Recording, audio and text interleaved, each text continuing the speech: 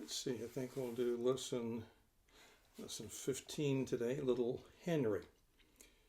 Little Henry, what have you read in your new book? I read it, Three Boys Who Went to School. I think they'll like this. Oh, and speaking of coming to school, well, hi, howdy, welcome. It's good to see everybody again. I was just looking over a lesson plan for the future in the McGuffies. Good to see some familiar faces back again and some new folks. To you new folks, welcome. I'm glad you stopped by. Hope to earn a like and subscription. In the last episode, I hinted in a rather broad way as to what was going to happen in this episode. It's a story I've never told before because really no one would ever believe it. There are plenty of witnesses, but I don't know any of them. Once the incident was over, everybody dispersed. I didn't take down any names, addresses, nothing.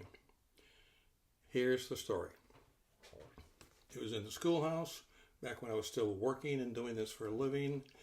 People were coming in. The attendance was rather good. Had maybe 12, 15 people in here. And here comes another family. And of course, girls here, boys here, and a gentleman with what looked to be a military bowl cap sat in the back bench. I always like seeing the people come in with ball caps like that. Sometimes it'll say the ship if they were in the Navy, some ribbons from their ribbon rack from when they were in, what division, what this, what that, what conflict, World War II, Korea, Vietnam. And I could only see a part of what this gentleman was wearing on his hat. And I thought, can't see it from here. I'll get up and walk around, maybe move a little closer. It was easy to tell it was one of those kind of caps because there's nothing that looks like one of those military veteran ball caps. So I maneuver myself out and away from the desk, still talking about the schoolhouse here, the schoolhouse there. And then I noticed his ball cap, it says HMS. Oh, he's Royal Navy. Well, how about that? Don't find many of those people around here. HMS, His Majesty's ship or Her Majesty's ship, depending on who the monarch is in Great Britain at the time. That's how it works. And I thought, okay, well, he's from the Royal Navy. I wonder what ship it is. Indomitable, Royal Oak, Indefatigable. What? So I maneuver myself a little closer.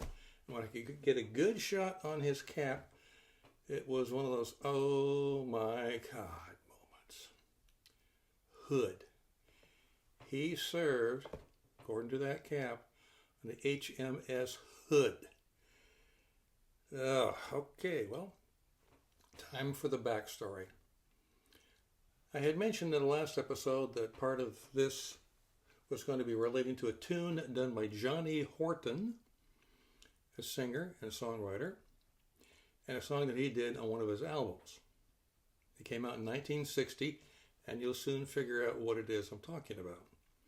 There was also a movie made in England, same title as the song, came out in the same year, starring Kenneth More and Dana Winters. The song and the movie you can find on YouTube, if you look. In May of 1941, the war had just begun, which is the first few words of the song by Johnny Horton. It's a long story, but the short story goes like this. There were two ships. They were German. World War II was on. They snuck out of their Baltic hideaway and were making for the open sea to raid British shipping. America was not yet in the war, neither was Russia. That would change here shortly. And most of Europe was underneath the Nazi jackboot. These two ships were going to be laying waste, that was the plan, to British shipping. Britain, being an island, is dependent upon shipping for munitions, other war material, food. A serious blow to the shipping could end the war for Great Britain. The ships were the Bismarck and the Prinz Eugen. This is the Bismarck right here. German battleship, sometimes called in some circles a battle cruiser. And it was commissioned and made operational in 1941, and it had 15-inch guns, had 8 15-inch guns. That's some pretty serious firepower. Its sister ship, the Prinz Eugen, this is it right here, was a heavy cruiser. It was made operational in 1940, and it had 8 15-inch guns. That's the Prinz Eugen right there. The two of them, as a team, were going to go out and lay as much waste to British shipping as they possibly could. The British, from their intelligence sources, knew these two ships were out there and posed a serious, serious threat to Britain's lifeline. What to do about it? Well, Great Britain at the time had the largest navy, but being a world power, many of the resources were scattered throughout the globe. There weren't many resources close by who could possibly intercept. Besides that, where was she going? Once she made it to the open sea, then where? The sea's a big place. Well, on the 24th of May, 1941, the Prinz Eugen and the Bismarck were cruising around the Denmark Strait, which is that area of water between Iceland and Greenland. Lots of British ships were looking for them. Some found them and lost them, found them, lost them. But the Hood, British ship, the Hood, and this is the Hood right here. She was a bit of the older side. She came out in 1920, and she has 8 15-inch guns, still big armament. She was accompanied by the Prince of Wales, a battleship. She was much newer, being, that's the wrong one, being put into service in 1941, and she had some 14-inch guns. Had 10 of them. Not bad.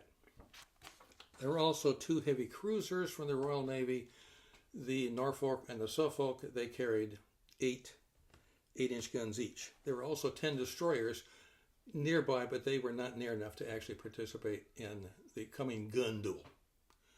What happened was this. They spotted each other and opened fire. Salvos were traded back and forth. Some hits were scored here, some hits were scored there. And then something happened to the Hood. She blew up. Her complement on her crew was 1,418 sailors. 1,415 went down with the ship. The other British ships broke off because now they were outgunned by the Prinz Eugen and the Bismarck.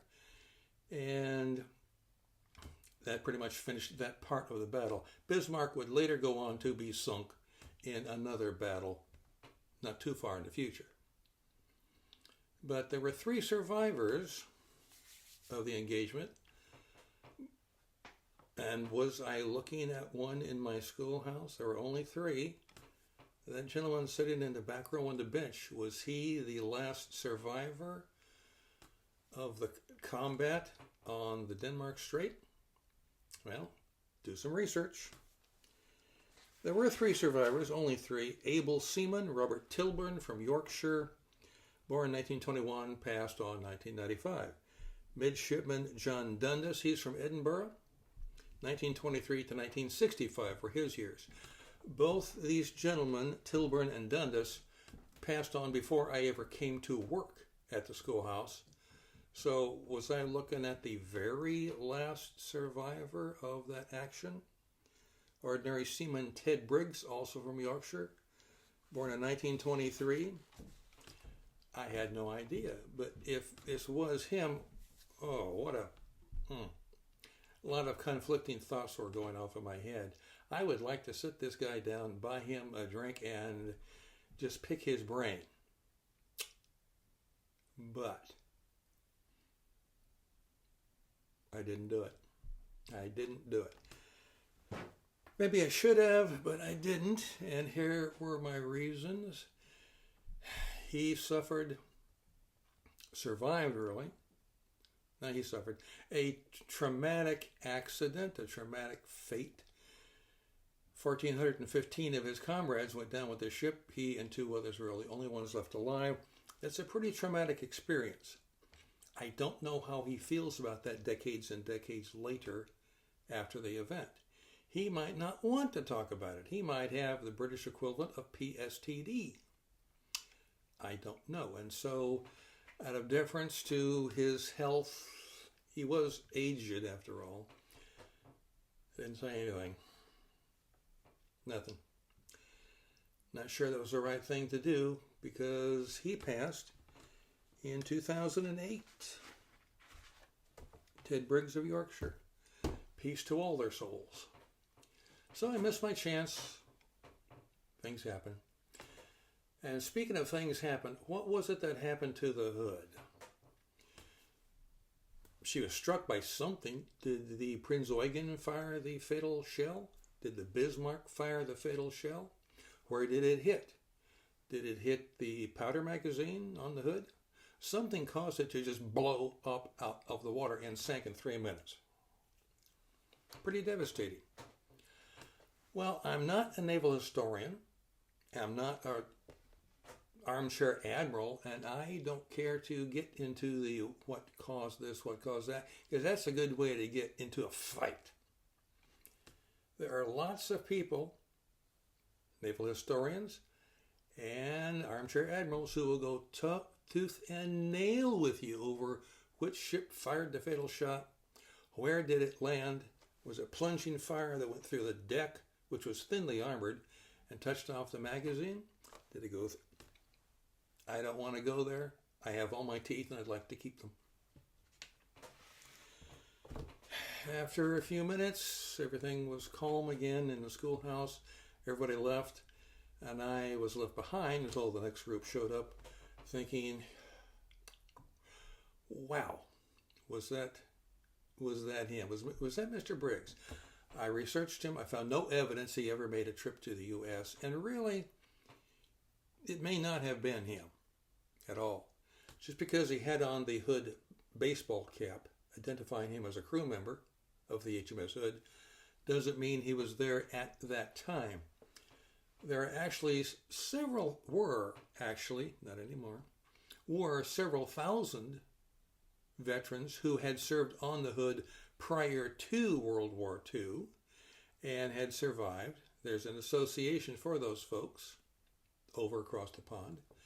So it may have been Mr. Briggs. It may have been someone who served on the Hood beforehand. I'll never know. And because I don't know, you won't either. And I'm very sorry about that. There were a few examples of things like this that happened to me during my time working, doing this for a living. And rest assured, we'll get to them at some point. But today, no, not yet. Still leaves a bad taste in my mouth for some reason. At any rate, that is today's story. If you choose to believe it, good for you. If you choose to think it's a bunch, beginning, pardon. If you think it's a bunch of bilge, that's up to you. I have no qualms either way. And once again, it's been good to see every one of you, and hope you're doing well, and hope you stay well. Appreciate you dropping by. Until the next time that our paths cross, I remain, as always, Dave Diggs, coming to you from a long time ago. Appreciate you stopping by. We'll see you next time. Thanks for coming.